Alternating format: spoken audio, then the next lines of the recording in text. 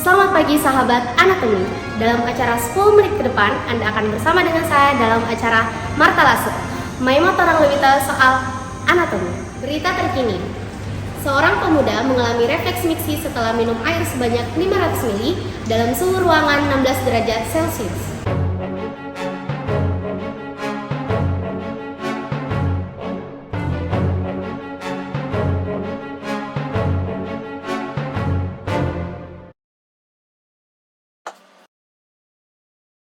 Tahukah kalian organ-organ apa saja sih yang berperan dalam proses berkemih? Kalian penasaran?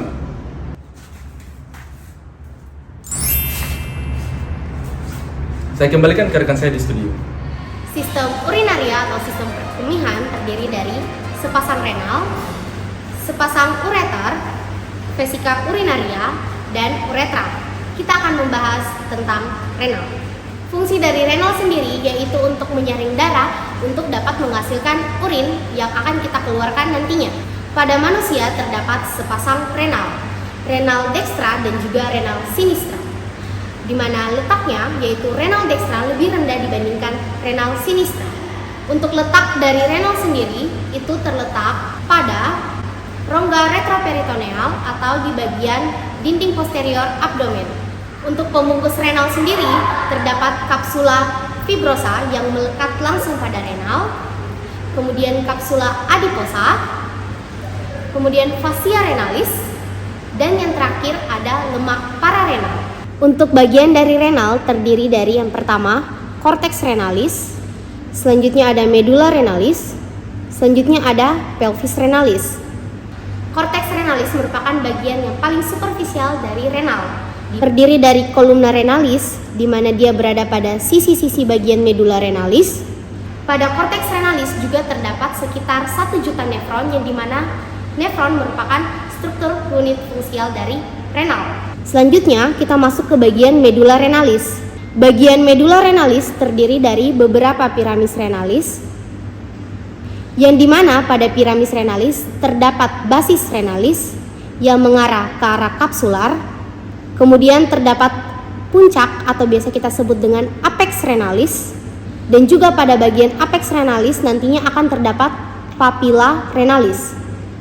Selanjutnya kita masuk ke bagian pelvis renalis. Pada bagian pelvis renalis terdapat calyx minor yang merupakan struktur berada di bawah dari apex renalis.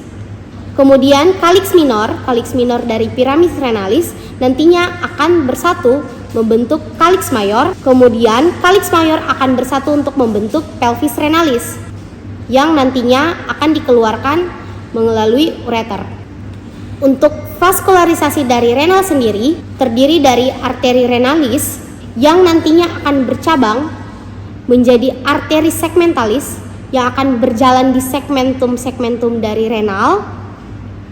Selanjutnya dia akan masuk ke bagian arteri interlobaris, selanjutnya masuk ke bagian arteri arcuata, selanjutnya masuk ke arteri interlobularis. Dari arteri interlobularis nanti akan masuk ke bagian arteriola aferen dan akan masuk ke bagian nefron, lebih tepatnya di bagian glomerulus. Arteriola aferen akan membentuk suatu anyaman kapiler yang membentuk glomerulus, di mana pada glomerulus ini itu akan terjadi proses filtrasi atau penyaringan, yang nantinya darah yang sudah disaring tadi akan menghasilkan urin primer. Kemudian urin primer itu akan disimpan di bagian kapsula Bowman. Selanjutnya dari kapsula Bowman akan dibawa ke tubulus contortus proximal. Pada tubulus contortus proximal akan terjadi proses reabsorpsi atau pengambilan kembali zat-zat yang masih diperlukan oleh tubuh. Pada tubulus contortus proximal akan menghasilkan urin sekunder. Selanjutnya dari tubulus contortus proximal akan melewati ansa Henle. Selanjutnya urin sekunder akan dibawa ke tubulus contortus distal, di mana pada tubulus contortus distal akan terjadi proses augmentasi, yaitu penambahan zat-zat yang sudah tidak diperlukan oleh tubuh, di mana setelah proses augmentasi akan menghasilkan urin yang sesungguhnya, yang nantinya akan ditampung di bagian tubulus collectivus atau ductus colligens. Dari ductus colligens akan masuk ke bagian calyx minor, selanjutnya akan masuk ke bagian calyx mayor, selanjutnya akan masuk ke bagian pelvis renalis. Dari pelvis renalis akan masuk ke bagian ureter. Setelah memasuki renal, urin akan diteruskan menuju ke vesika urinaria atau kandung kemih melewati sebuah saluran yang kita sebut sebagai ureter. Ureter dibagi menjadi 3 pars. Yang pertama adalah ureter pars abdominalis atau ureter yang berada di bagian kafum abdomen, dan yang kedua adalah ureter yang berada di bagian regiopelvis atau disebut sebagai ureter pars pelvica. Setelah itu yang ketiga adalah ureter yang sudah masuk pada bagian vesika urinaria atau yang kita sebut sebagai ureter pars intramuralis. Ureter mengalami penyempitan di 3 lokasi. Lokasi yang pertama yaitu adalah uretero-pelvico junction atau yang biasa kita singkat dengan UPJ, di mana ini merupakan penyempitan akibat dari peralihan pelvis renalis menuju ureter.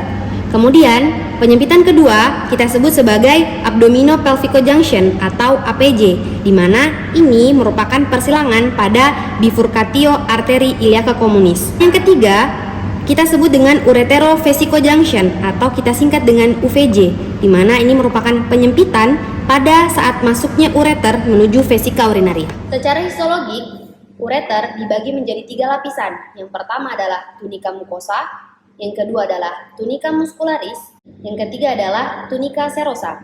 Selanjutnya kita ke vesika urinaria atau yang biasa disebut dengan kandung kemih. Vesika urinaria ini merupakan muara dari ureter yang sudah dijelaskan sebelumnya. Untuk vesika urinaria ini, dia itu merupakan organ yang terletak di pelvis minor dan juga berfungsi sebagai penampungan sementara urin sebelum dikeluarkan melalui uretra secara eksternal. Dia itu terbagi atas yang pertama apex vesika di sini puncaknya, kemudian ada fundus vesicae di bawah sini. Kemudian ada cervix atau leher dari vesika urinaria yang terletak di sekitar sini.